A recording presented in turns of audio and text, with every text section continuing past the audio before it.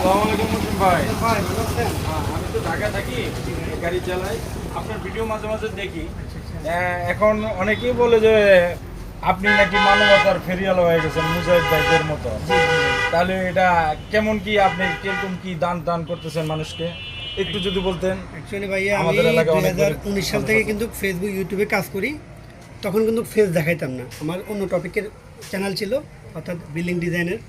তো আমি ওখানে চেহারা দেখাইতাম না। ওখানে আমার 3টা ইউটিউব চ্যানেল, 2টা ফেসবুক পেজ। তো বড় ইউটিউব চ্যানেলে 2,26,000 সাবস্ক্রাইবার, আর বড় ফেসবুক পেজে 75,000 ফলোয়ার।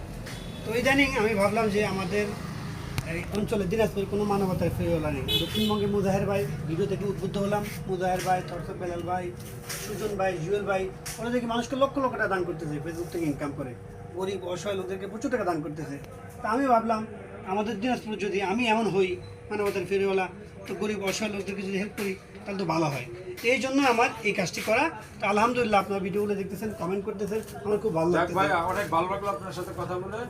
যাক, আপনি যেহেতু মানবতার ফেরিওয়ালা হয়ে কাজ করতেছেন, আমি চাই সব কন্টেন্ট ক্রিয়েটর আমাদের এলাকায় যা আছে সবাই আপনার ভিডিওগুলো দেখুন। আর আমরা অবশ্যই আপনাকে সহযোগিতা করবো। ভিডিওটি পাইলে সবাই শেয়ার করে দিবেন, ভাইকে একটু সবাই সাপোর্ট করবেন। ধন্যবাদ ভাইয়া, ধন্যবাদ। সবাই শেয়ার করেন ভিডিওটি। যাক, আসসালামু উনি আলাইকুম। অনেক ভালো মনের মানুষ, উনি দান করতে পারবে সবাইকে, ওনার আল্লাহ ওই ক্ষমতা দিছে।